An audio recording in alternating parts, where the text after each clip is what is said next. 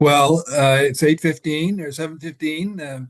Welcome, everyone. We're glad that you could join us today. Um, I'm Dr. Lewis Hassel, I think, as most of you know, and I'm very pleased today to welcome one of my dear friends and most beloved former students, Dr. Sanam Husain. She comes to us having gotten her medical training in Pakistan, and then we had the very good fortune of having her as a resident in Oklahoma. And following her residency, she served several years as a faculty member before family concerns took her to Michigan, where she now works. She was working at the Henry Ford Hospital for many years and has recently relocated to a new position, which perhaps she'll tell you a little bit about. But she's an excellent teacher, and I look forward to the cases that she will share and instruct us on today. So, Sanam, the floor is yours. Take it away. Hi, everyone. Thank you so much for joining today. And thank you, Dr. Hassel, for the kind introduction. I have to say, Dr. Hassel has been a mentor to me in so many facets of pathology. And I've always admired his leadership skills and learned so much from him over the years. So it's always a pleasure and an honor to connect with him. I'm currently the medical director of McLaren Lapeer Regional Hospital. I was former residency program director at Henry Ford, and I just switched positions. So still in the transition phase, but excited about the new role. Um, for the last 15 years, I've been practicing breast, GYN liver pathology, and I can say that each of these specialties requires its own nuanced approach to get the diagnosis just right for the patient. And I chose these cases to illustrate just that, that on the surface, some of these may seem relatively straightforward, but there's often more than what meets the eye. So let's get started. I will share my screen. Can everyone hear me okay? Okay, Yes, great. we can hear you. So let's see, I'll share. Okay, can you see my screen? Okay, so this is the first case, and I apologize that the histories did not show up. I did add a slide in my PowerPoint. Um, so this first one is a 42-year-old female with erythematous nodular lesion in the skin of the breast and a palpable dermal nodule. So here's the case, and at low magnification, and as the history said, this is a lesion in the skin, and we can see that there's obviously skin here, and there's subcutaneous fat, and down here we get into more of like mammary glandular epithelium. But what tells us where we are these smooth muscle bundles. So if you look at the slide, and even if I didn't say where we were, you can find these smooth muscle bundles that will tell you that we're in the nipple region. And then, therefore, with knowing where we are, you can narrow down your diagnosis or differential diagnosis and approach the case from there. Now, diseases of the nipple by themselves are relatively rare, as is this lesion. And most often, the nipple is involved in as a secondary step in invasive carcinoma. So when we look at this slide, it looks like a busy lesion. It's a proliferation, but what catches my eye at low magnification that it seems to have a somewhat circumscribed appearance. So it's not infiltrated. So that's always a good sign, as we know in surgical pathology, no matter where in the body you are. And so it's a circumscribed, somewhat well demarcated lesion, and it's a busy lesion. It's proliferative. So now we focus on the architecture. Now there's multiple patterns here that you can appreciate. So there are solid nests here. Then there's more somewhat of a cribriform pattern. It's not a classic cribriform pattern in that these spaces are slit-like and not rigid. So solid appearance, somewhat cribriforming. There's a little bit of what we would call in breast pathology columnar cell change. And there were also a few areas, if you cruise around, there was a little bit of a micropapillary or papillary architecture. So the architecture, it looks like these are ducts that are expanded by this epithelial proliferation.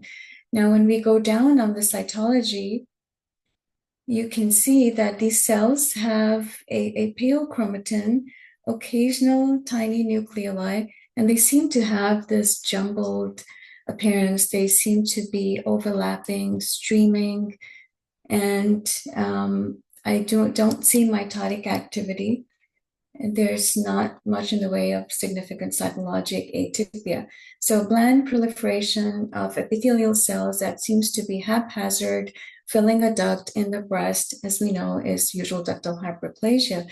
So if this was outside the nipple, you would be comfortable calling it usual ductal hyperplasia. So what's different about this is that this is a florid usual ductal hyperplasia. And what that means is these ducts are expanded by this proliferation in a back-to-back fashion. So what you see here is very little intervening stroma. So this is florid usual ductal hyperplasia. There's also some hint of apocrine change here. And the next step is to identify myoepithelial cells here to prove that it's benign.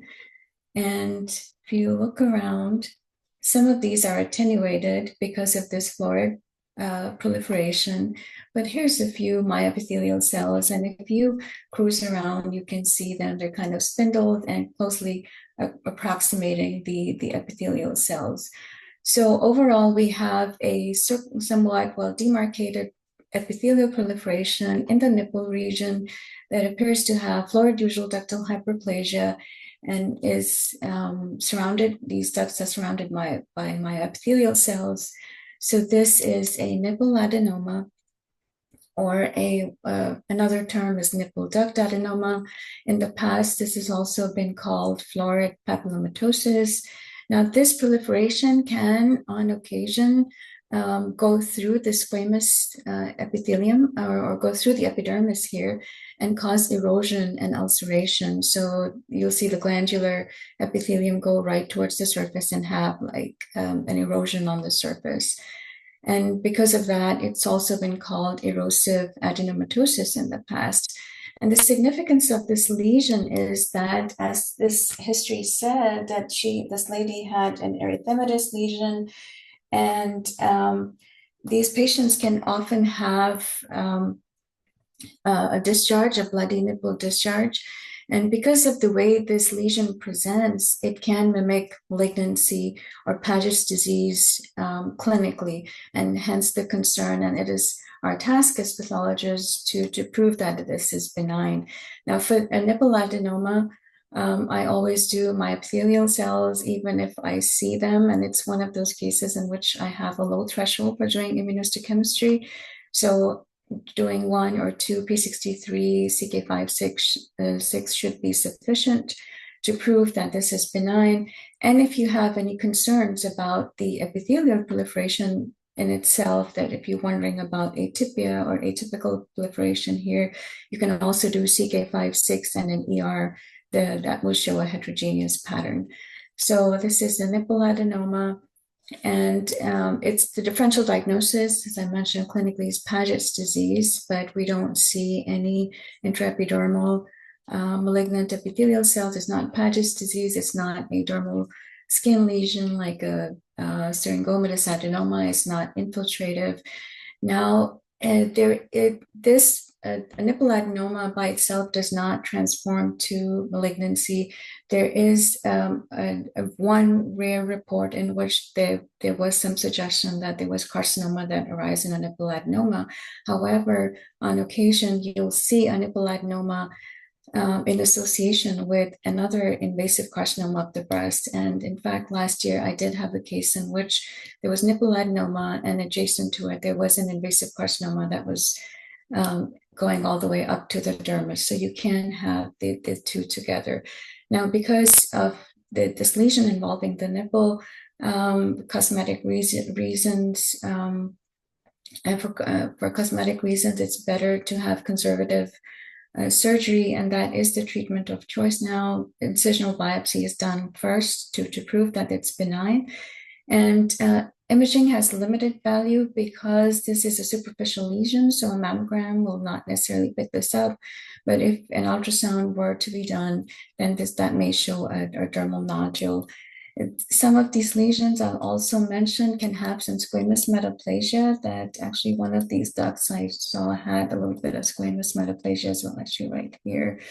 So it can also raise concern for a squamous cell carcinoma if there's erosion and reactive changes. That can be a concern as well, especially when we would consider that the patient presents with a skin lesion. So this is a nipple adenoma. It's rare, less than 2% of breast cases are nipple adenomas, and most people will just see one case per year. So then I'll move on to the next case. And this one is a 32-year-old female with a palpable mass. And this one this is a core needle biopsy. And we have 4 cores here. So right off the bat, it seems like a straightforward case. So if we were to categorize what pattern this would be in breast pathology, we would put this lesion under fibroepithelial lesions. And what I wanted to point out here is the even distribution of the glands and stroma here. So, excuse me, so this is a fibroadenoma, as we can see. But notice that the distribution of the epithelium and stroma is fairly regular. This is contrast to phylloides tumor that we'll look at in the next couple of cases. So fibroadenomas are very common, but I will point out that as this patient is 32, the age of the patient is important. That's something I always look at, because if we understand the pathology of fibroadenomas, they tend to evolve in younger patients, so when they're in their 20s and 30s. So if I see a fibroadenoma in an older patient or in like postmenopausal or 50s, you would expect to see a fibroadenoma to be hyalinized if it's a pure fibroadenoma. And that's your first tip off. If you're seeing, although on occasion you may see an adenoma that involved in an older patient, but that's usually not the case. So that the age and the pattern should immediately make you pause for a little bit. Now this one, so as we know, fibroadenomas are fibroepithelial lesions that arise from the intralobular specialized stroma of the breast. And if you imagine a terminal duct lobular unit of the breast, you can see that that expansion pushes the epithelium into these curvilinear structures. And this usually has 2 patterns which have no bearing clinically. So this is the intracanalicular pattern, and the other one is a pericanalicular pattern. So this is appropriate for her age. She's 32. But notice, and I don't know if those of you who saw the slides, there's something else going on here. And when you go at higher magnification, the stroma doesn't concern me for anything like a phylloides. But notice that the epithelium here is a little bit is sort of multi-layered, and it looks like it is a proliferation of some sort. Now, these cells are fairly monomorphic. If you cruise around, there's, let's see, right here. And this kind of gives you a clue to what's going on there. So this is lobular neoplasia involving a fibroadenoma. And notice these cells are somewhat discohesive, have small round nuclei, as you would expect to see in lobular neoplasia occurring outside the fibroadenoma. So you can prove that by immunohistochemistry, and E-cadherin stain was done in this case, which showed negative membranous staining, proving that this is a lobular proliferation. And here if I just had this, I would wonder if it's just ALH, atypical lobular hyperplasia, bordering on to LCIS. but this one I had two blocks, and in some areas you can see that there is enough proliferation to push it to lobular carcinoma in situ. So this is classic LCIS involving a fibroadenoma. I think you see that here. And again, at low power, it may be on a busy day. You could possibly just ignore the epithelial proliferation and move on to the next case. Now, epithelial proliferations, because as we know, these are fibroepithelial lesions, we tend to somehow focus on the stroma, but there is a epithelial component in these, and most of the times it's just usual ductal hyperplasia that involves a fibroadenoma. And that's not worth mentioning in a report. I don't mention it. I think most people don't mention it because that's the most common epithelial proliferation and not anything to worry about. However, as in this case, you can have in situ disease involving fibroadenomas, as well as you can have atypical ductal hyperplasia involving a fibroadenoma. Of the in situ lesions, LCIS is more commonly seen involving fibroadenomas than DCIS, and that's an association that has been shown in the literature. So now this patient, this was a palpable mass. This was, I think, around 2.5 centimeters. And so the patient went on to have a lumpectomy. And when I got the lumpectomy, we submitted in its entirety. It was not a large specimen. And there was LCIS outside the fibroadenoma, and also there was a focus of microinvasion. So I wanted to use this case to illustrate that if you see a fibroadenoma, always pause for a minute or for a second, not a minute, and look at the epithelial proliferation as well, especially lobular neoplasia is what you'll see most commonly, and you don't want to miss that. And here, actually, here's some breast tissue, and you can see classic ALH. And if you get an excision, it's important to sample it generously, and as in this case. So the patient did well. It was a microinvasive lobular carcinoma arising in a background of extensive LCIS that was involving the fibroadenoma and the background breast tissue. So moving on to the next case. Now, this case is another breast mass. The age is different. The age, she's a 52-year-old, another patient with a palpable breast mass. And in contrast to the fibroadenoma, you can see at low magnification that the distribution of glands and stroma here is not even. And that's a feature that helps me very much when I'm looking at core needle biopsies, especially if it's a cellular fibroepithelial lesion and my main differential is a fibroadenoma versus a phylloides tumor, because the cytology, you can have increased cellularity in a cellular fibroadenoma as you would in a phylloides tumor, and it can be difficult to make that distinction on a core biopsy, but this is one approach that does help me. If I see that the glands are not evenly distributed, as we saw in the fibroadenoma. So also, as I mentioned, fibroadenomas tend to evolve in younger patients. So if you see a lesion like this in a 52-year-old patient right off the bat, you should be a little concerned. Now, when we look at this at higher magnification, there's not much in the way of cytologic atypia here. You can cruise around here. There's a suggestion of a leaf-like architecture or frond-like proliferation. And here as well. And here's some background benign tissue. If you have an interface of the lesion with the adjacent breast tissue, that's always helpful because it can show circumscription or irregular borders at that interface, which again are helpful in making the diagnosis.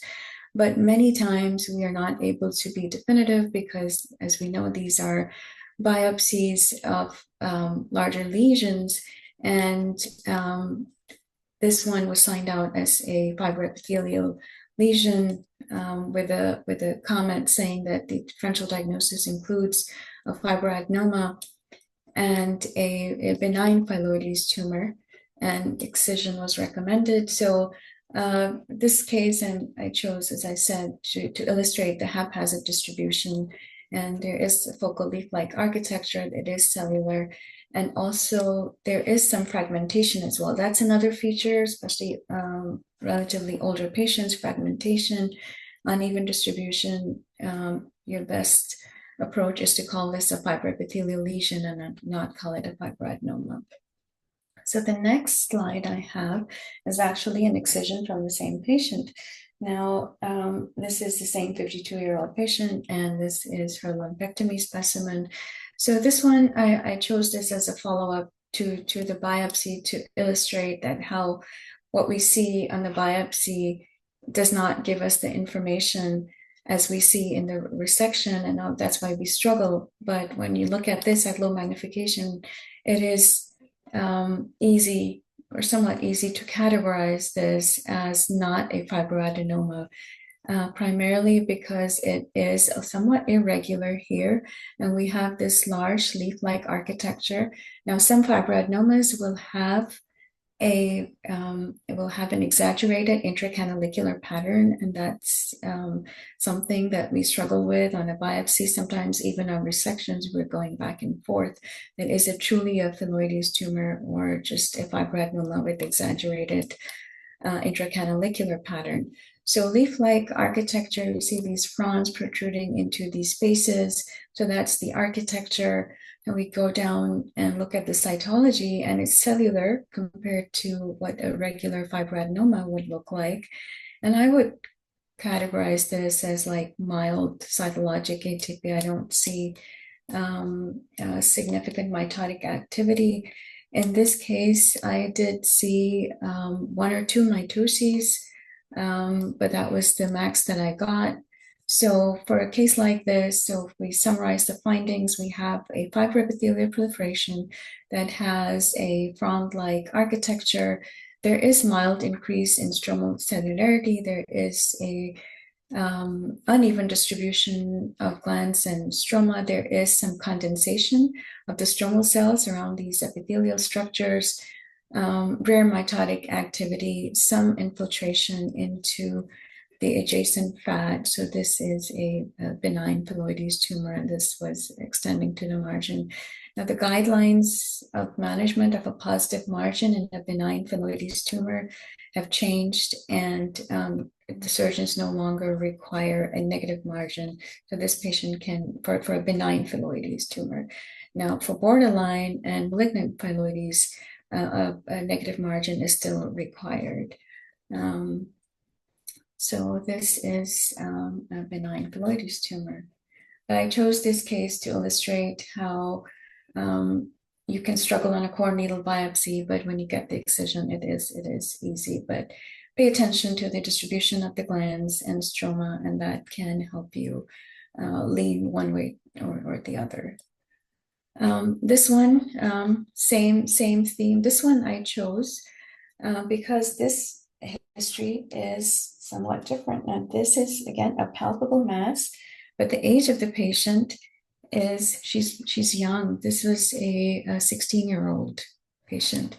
And we talked about the age being important for fibroadenomas. So phyllodes tumors tend to occur in middle-aged women, usually past 50. So this was a 16-year-old patient, and we got this specimen in areas, you can call this a fibroadenoma. There's fibroepithelial proliferation. That's all you see. Not much in the way of stromal cellularity. There is slight increase, but somewhat even distribution. But in addition to that, there were areas like these that were hard to ignore, and these were clearly these frond-like structures with, again, slight increase in stromal cellularity, some mild stromal cell atypia. Mitotic activity was very sparse, again, from 0 to 2 per 10 high-powered fields. And it was somewhat circumscribed. I'm not sure if that shows up. Yes, actually, you can see the edges here. So here we had a mixture of a hybrid pattern of morphologic features, and this is a younger patient. So because of her age, I sent this case out, and the experts did call it a benign phylloides tumor. So it does tend to occur if you see all the features or features concerning phylloides, even if it's a young patient.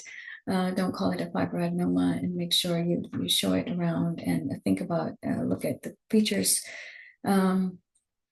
in a systematic fashion. And if you need to, like I needed some hand holding in this case, so I sent this one out.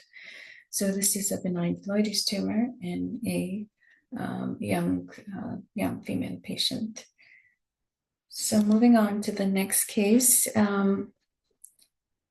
This is another breast mass, and this patient is 49 years old. Now, this mass was detected on imaging. This was not palpable. And in contrast to the previous two cases that we looked at that we categorized as fibroepithelial lesions, this one at low magnification, if you all had to pick a category, I'm sure all of you would say that this is a spindle cell lesion of the breast. Now, spindle cell lesions of the breast are intimidating lesions, especially on core needle biopsies. The main reason is that you have a small sample of usually a larger lesion, and the main concern is that you want to make sure that you're not missing a carcinoma or a sarcoma. So how do we approach these? For me personally, what one approach that does help me, or what I try to use, is that when I get these, I try to see if it's a pure spindle lesion or if it's a spindle and an epithelioid lesion, and or a mixture of those two patterns. Because if I'm seeing some epithelioid features as well, I tend to worry about a spindle cell carcinoma or metaplastic carcinoma more than I do if it's a pure spindle cell lesion, especially if it's a bland spindle cell lesion. So first step, decide if it's a pure spindle cell lesion, or do you have a mixture of morphology, or do you have mesenchymal components and such. So your differential diagnosis is going to, the category is going to change based on what you're seeing. The next step is to decide whether these spindle cells are of low-grade cytology, if they're bland, or if they're high-grade, because that, again, will narrow down your differential diagnosis, because the spectrum of breast spindle cell lesions ranges from just benign scar tissue all the way to malignant phylloides or primary pleomorphic sarcomas of the breast and metaplastic carcinomas. So to help us out, we put them into two broad categories: high-grade spindle cell lesions, excuse me, or low-grade spindle cell lesions, or bland spindle cell lesions with bland cytology. And this one, I'm sure we'll all agree that this appears to be a bland spindle cell lesion. And so with that, our differential diagnosis is narrow, and we don't include the high-grade sarcomas here.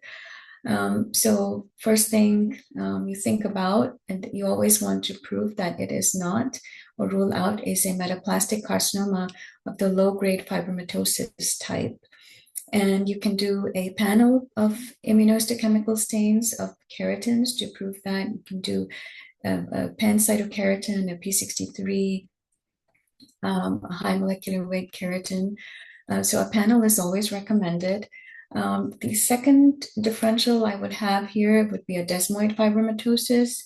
And this one, it's a little subtle here, but you, as I said in the previous case, when you're looking at breast core needle biopsies, do pay attention to the edges of the lesion, because you can often get a sense of what the borders are like. So this one is a little bit subtle, but you can see that these spindle cells are trickling into fat here.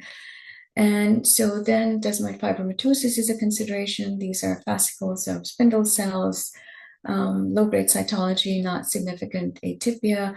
Could this be a myofibroblastoma? Yes, it could be. Myofibroblastoma usually has a bright eosinophilic collagenous background, and the cells are not arranged in these sweeping fascicles. However, that would be definitely a consideration here. Nodular fasciitis is rare in the breast, but that would be something you can keep in mind.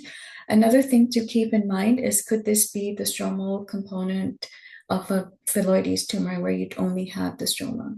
So you can do, as we mentioned, we'll do the keratins. I would do a beta-catenin for desmoid fibromatosis, a CD34 for myofibroblastoma. You could do ER/PR, AR, because those are negative in desmoid fibromatosis, but positive in a myofibroblastoma. And so the next case I have is an excision, and I apologize for the dirty slide here, but this is the same patient. And so she's, this is her lumpectomy specimen. And at first glance, if you look at this, you can see that this is an infiltrative or irregular lesion. These spindle cells are going into fat. And when you look at this biopsy site, it does make you pause and wonder whether all of this is just scar tissue. But surrounding the biopsy site, again, we're seeing the same spindle cells that we saw in the biopsy. So these are long sweeping fascicles of these spindle cells. And notice that these cells are separated by this collagen. So the interstitial collagen separates these nuclei, which is a feature, and kind of see that more here. And this was positive for beta-catenin and negative for keratins, negative for CD34, ER/PR, negative for androgen receptor, which is often positive in myofibroblastomas. And so this is desmoid fibromatosis. And you tend to, this can be primary of the breast. This was a primary of the breast. However, it can occur in the soft tissue of the chest wall and invade into the breast. As we know, for fibromatosis, elsewhere in the body, that these are locally aggressive lesions that don't metastasize. And in this case, and this has been described in fibromatosis outside the breast, that you can have these microvascular hemorrhages. And this was sort of prominent in this case, that this was not procedure related, but part of the lesion. There's often lymphoid aggregates associated with desmoid fibromatosis. This one, I don't think I can call it a lymphoid aggregate, or maybe it is, but it's close to the biopsy site, so just maybe inflammation. Now, as we know, these occur due to mutations in the beta-catenin pathway when they occur sporadically, but they can also, mutations in the APC gene can also cause fibromatosis, as we see in patients with FAP syndrome. So this one, and this, I got deeper levels on this case because this was close to a margin, and the margin was negative, but it was a close margin.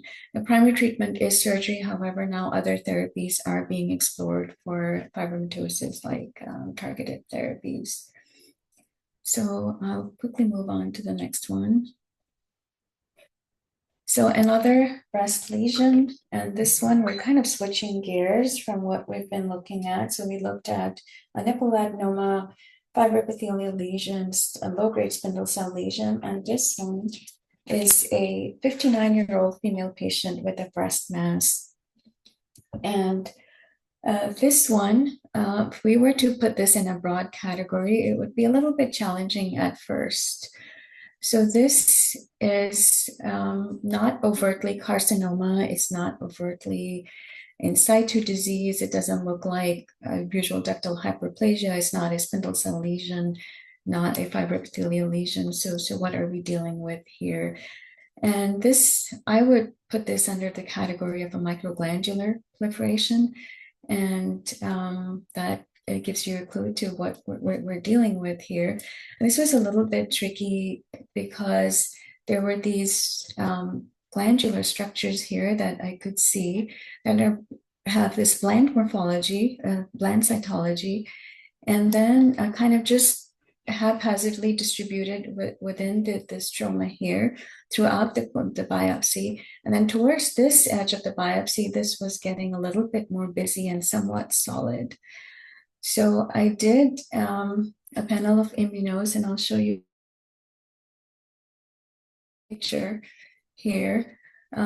This is the case, and this is a P63 immunostain. We have our internal control here, and this proliferation is negative for P63. It was also negative for CK56, and I may have done a third marker as well because this was not a straightforward case. The lesional cells were also positive for S100. So what are we dealing with? This is it's staining like a microglandular adenosis, which we know is a proliferation of. It's rare. It's a proliferation of epithelial cells, and it is characterized by the fact that even though it's considered a benign lesion, there's loss of myopithelial cells, as we saw with immunohistochemistry here, and these lesions are negative for ER, negative for PR, negative for HER2, but positive for S100. And so for this case, because of this solid proliferation at this edge, I actually did not call it straight out MGA. And most people will not do that, or you can if you have the entire lesion, if you're comfortable with that, but you can call it atypical microglandular proliferation, and that's what I did in this case and suggest that this is likely MGA. Now we got but because there was that solid component, I was concerned about an atypical MGA or even a carcinoma. And these are very rare lesions, especially atypical MGA. However, there is an association with carcinoma, especially triple negative basal-like carcinoma. So this is the patient's mastectomy specimen. And this was a large mass. It was about 6.5 centimeters. Obviously, we only had that core biopsy. So these tumor cells are very poorly differentiated. There's no tubule formation.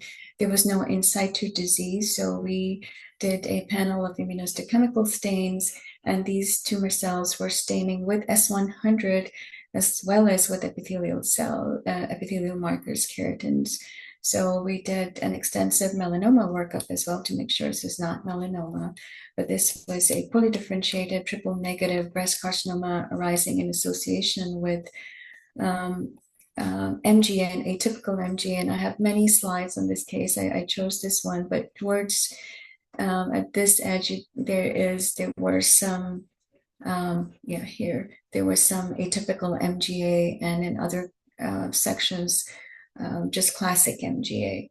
Now this is not common, but this is one of those entities that you want to be aware of, MGA, especially on a core needle biopsy, because of the way the glands distribute in the stroma and the lack of myopithelial cells. It's easy to consider that as invasive carcinoma. However, the immunophenotype should really make you pause if you call it, if you're concerned about invasive ductal carcinoma that's well differentiated. It should not be ER/PR negative. And so that would be your first clue that it's not invasive carcinoma. This is another case. So I've had 2 or 3 of these cases. This is a 68-year-old female patient, and this is a mastectomy specimen. This is from a couple of years ago, but this patient also had a triple negative breast carcinoma on a core biopsy that I had read. She was treated with neoadjuvant. Then I got the mastectomy specimen. After chemotherapy, there were these residual invasive carcinoma with these really bright pink eosinophilic granules that we wondered about cynic cell, or the differential also was if this was the chemotherapy effect. So there was the tumor was primarily treated, but in the background, what we had was microglandular adenosis and atypical microglandular adenosis. Now, most of us have seen MGA, but atypical MGA is rare, and this is what it looks like. It tends to be somewhat solid. It tends to cribriform. That there's more cytologic atypia, and you can have mitotic activity. So the tumor had responded to the chemotherapy, but the atypical MGA was still there. And in other sections, I think this is slide 11. If you look at this one, there were areas like this of classic MGA. So I'm not seeing eosinophilic material here. That's often a clue to your diagnosis for MGA.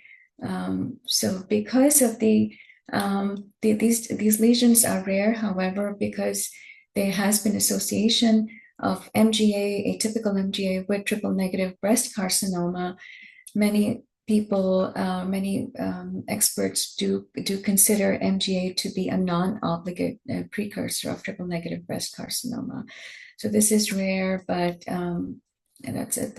You will come across these cases once in a while. So just being mindful of the immunophenotype would be helpful. So moving on to the next case. So now we're switching gears. This is a GYN case. And this is a 58-year-old female with postmenopausal bleeding. This is a thick section, so it did not scan really well, but it's a busy slide. Obviously, a lot of tissue for a postmenopausal patient. This is too much epithelium, so right off the bat, this is not okay. It looks malignant at low magnification as well. And I chose this case to illustrate the differential diagnosis of an undifferentiated carcinoma versus dedifferentiated carcinoma and a poorly differentiated endometrioid carcinoma. Now, this one, most undifferentiated carcinomas, when we look at or when we think about them, we think of them as very loosely cohesive tumor cells. And this one, again, you can appreciate that these cells are loosely cohesive. And in addition to that, you notice that there is some abrupt keratinization in this proliferation. So an endometrioid Figo3 with squamous differentiation would be in the differential. However, the dyscohesion and the immunophenotype of this case, which with these tumor cells were largely keratin negative. There was focal staining with CAM 5.2 and ENA negative for ER, and PR with focal patchy staining with PAX8. So that points towards an undifferentiated carcinoma, and that's why even if you have a negative PAX8 does not exclude an endometrial primary. And a Figo3 endometrioid will typically be ER-PR positive, although they can also lose some ER-PR staining. This case, there was MMR, loss of MMR protein, so it was a mismatch MMR deficient tumor that goes along with an undifferentiated carcinoma. Now, whenever I see an undifferentiated pattern, I'm looking for a well-differentiated component, because that would make it a dedifferentiated carcinoma. And in this case, it was focal, but I don't think I would be able to find it here, but there was a very small focus where there was some glandular, something like this, like a hint of an endometrioid, well-differentiated endometrioid Figo1 or 2, kind of architecture. So this was called high-grade endometrial carcinoma with different MMR deficient, with the concern that this may be an undifferentiated or a dedifferentiated carcinoma. Now, these tend to occur in women in their late 40s or 50s. Another important differential diagnosis would be a SMARCA4 deficient uterine sarcoma. That was relatively new entity. The age group is different. That tends to occur in younger patients, and will not show any staining with keratins at all, and those are SMARCA4 deficient. So this is a high-grade endometrial carcinoma, but this one was unique that there was some, the cohesion was more prominent in this undifferentiated carcinoma more than most cases, and also the abrupt keratinization was also more prominent. So moving on to the next case, I'll quickly go through the last two cases. I think we're running short on time. This one is a 39-year-old female patient with menorrhagia. And this is a hysterectomy specimen. So as you can see at low magnification, we can tell we're dealing with a mesenchymal neoplasm, and it looks like it's likely a smooth muscle tumor. She is 39, and on gross exam, they were big leiomyomata, and they were bulky. And so when we got these on microscopy, it seemed like at first glance, it appears a little cellular, but it's easy to just consider this as a cellular leiomyoma. But notice that there are areas like these. So at low power, this looks a little busy to me for just a conventional leiomyoma. I'm also seeing this alveolar pattern of edema and these curvilinear blood vessels here that somewhat have a staghorn appearance, like that we see in a solitary fibrous tumor. And when you go down on the cytology, it's different from our usual leiomyoma in that these nuclei are not the classic cigar-shaped nuclei. They're more round to oval. And also there's nucleoli here. And let's see if I can find a good spot. So I'm also seeing these eosinophilic globules. So the combination of these features, the architectural pattern of the alveolar edema, the staghorn vasculature, this kind of cytology. Also notice that these nuclei seem to be kind of linking together like a chain, and this has been described in this for these tumors, that they have a chain-like appearance of the nuclei and are not the classic cigar-shaped nuclei, along with the eosinophilic globules and prominent nucleoli. They often tend to be more eosinophilic, like maybe here.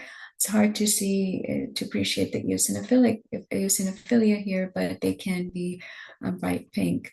So with that combination of findings, so you can all guess, I'm talking about a fumarate hydratase deficient leiomyoma. Now, these can be, they're most often sporadic, but what we don't want to miss is an FH deficient leiomyoma in which the patient has a germline mutation in the FH gene, because that's the one that's associated with the hereditary leiomyomatosis renal carcinoma syndrome. And that's the syndrome that we need to worry about, because these patients can go on to develop renal cell carcinoma that tends to be aggressive. And so this case, you can do an FH stain, which is not very sensitive or specific. But this one kind of read the book and was negative. So we signed it out as an FH deficient leiomyoma. And because she was young, so pay attention to the age of the patient. Usually these patients are younger than 40, or they may even be in their early 30s or younger. And if they have a large, bulky leiomyomata, you should always worry about this syndrome. So we recommended genetic counseling, and this patient ended up having a germline mutation in the FH gene. So it's an area where you can really make a difference in the patient's life and their family members. I would like to say, especially for the trainees that are on the call, that when you're dealing with smooth muscle tumors of the uterus or leiomyomata, be very familiar with the variants of a conventional leiomyoma or a leiomyoma, because most of the times, if you're dealing with a leiomyosarcoma, it's going to be obvious that you have obvious nuclear pleomorphism, necrosis, mitotic activity, infiltrative borders. But many of the tumors that we come across, and those of us Husain GYN, you may get many leiomyomata in a day. So being familiar with the variants of leiomyoma, which is, a cellular leiomyoma, highly cellular leiomyoma, mitotically active leiomyoma with bizarre nuclei, apoplectic leiomyoma.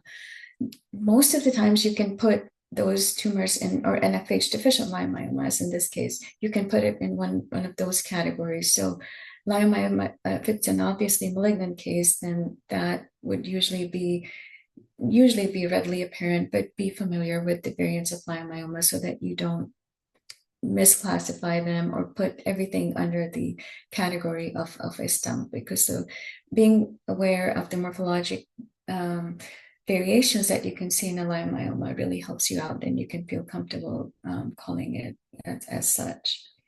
Now I'll quickly move to my last case. And this, as I promised, this is a liver case at the end. And this is an explant. And I will tell you the age of the patient. This patient is 28 years old. So a 28-year-old female patient with multiple liver nodules. And so I'll stay in this area here. So if we look at this, we can describe it as a proliferation of hepatocytes. And it seems like the architecture is distorted by these fibrocepta. And these fibrocepta have these really thick-walled blood vessels here. So on gross exam, these were multiple liver nodules in this explant, and we sampled them very generously. This was unusual because in a young patient, you should not have that many nodules. And usually we think of an adenoma or adenomatosis or focal nodular hyperplasia. And so the gross was interesting because on gross exam, the nodules had the classic fibrous bands of a focal nodular hyperplasia as well as the microscopy. So what was going on with this patient? And we sampled it, as I said, very generously to rule out a malignancy. Now this patient, she ended up having an explant because ablation was attempted over the years. She was symptomatic, so she had, I think in one of these slides, I have many slides in this. I'll maybe go to the next one, as you can see here. Yeah. So the ablation had been attempted. However, she continued to be symptomatic, and she had also been biopsied a couple of times to rule out malignancy, but both times, each of these biopsies we called focal nodular hyperplasia. But because of her symptoms, she ended up with an explant. Now, clinically, the clinicians were concerned about a congenital process, and this is very rare. It's called Abernethy's syndrome, in which these patients have portosystemic shunts, and they end up can have multiple focal nodular hyperplasias, as was the case in this patient here. So she is doing well. She had, if you look at the cytology, see just this is a proliferation of hepatocytes.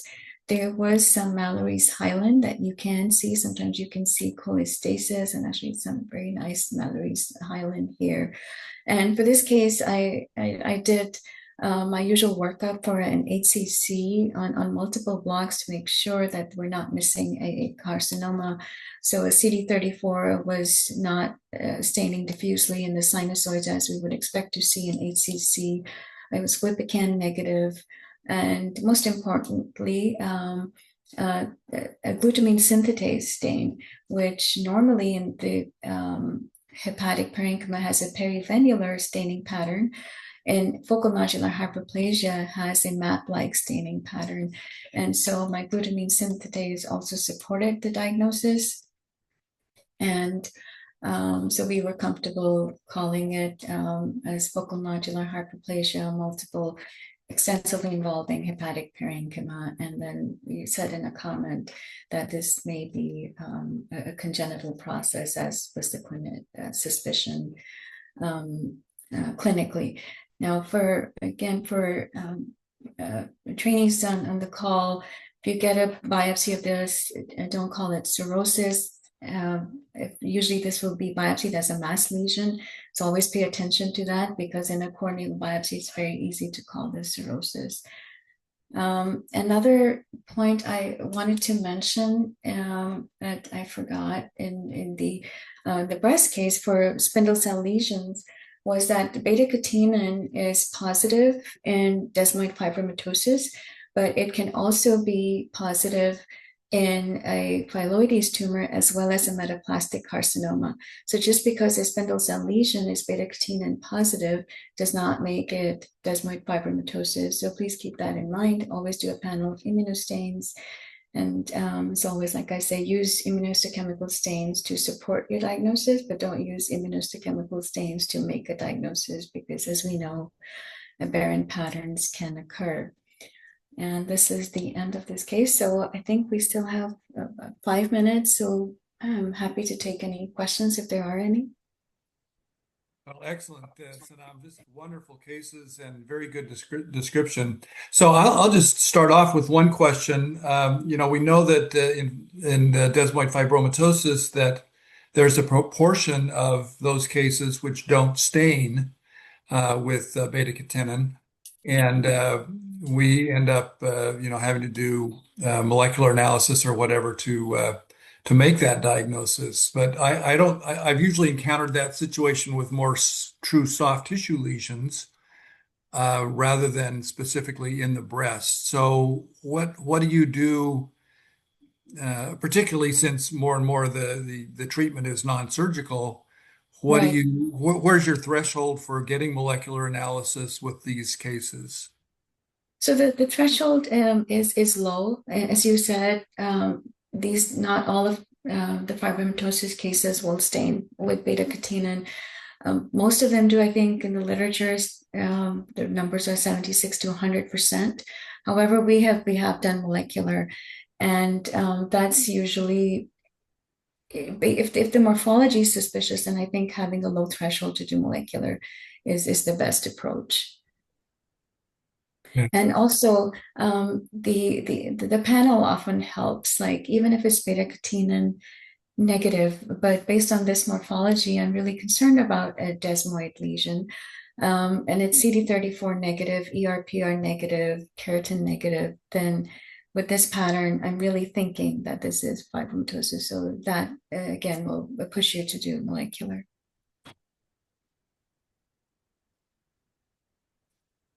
Okay, any other questions from our participants? Yes, Yes. yes, I have a question. Yes. Yes, good morning. No, it's good evening from Cambodia, Dr. Sanam Hussain. Yes. Hi. Yes. Concerning the nipple adenomas, for the first case, did you perform neoepithelial markers for this kind? No? Yes, I did. Uh, I did. Even though I can see them on H&E, and you can see them, for this case, I yes. did. And Yes. for nipple adenomas, I always do my epithelial markers. And it can be associated with DCIS also. So, I'm sorry, could you repeat that? for the nipple adenoma, it can be associated with DCIS. DCIS? Oh, Yes. with DCIS, yes, there is an association. It, I had a case not too long ago in which there was invasive carcinoma, just a conventional invasive ductal carcinoma, DCIS, right adjacent to a nipple adenoma. Yes. So it's not a precursor, but they can occur together. Yes. I have one more question. Yes. For concerning the nipple tumor in the biopsy specimen, did you grade it or not? Pilot tumor, sorry. I'm sorry, could you repeat that? Concerning the pilot tumors, Uh-huh. yes, did you grade it in biopsy Yes. specimen? So the question is, if the phyllodes tumor is graded? Yes. Yes. This was a benign phyllodes tumor. So we used the criteria that are generally used for phyllodes: the degree of stromal cellularity, cytologic atypia, mitotic activity. No, I mean in the biopsy specimen. Oh, in the biopsy specimen, no. No, yes.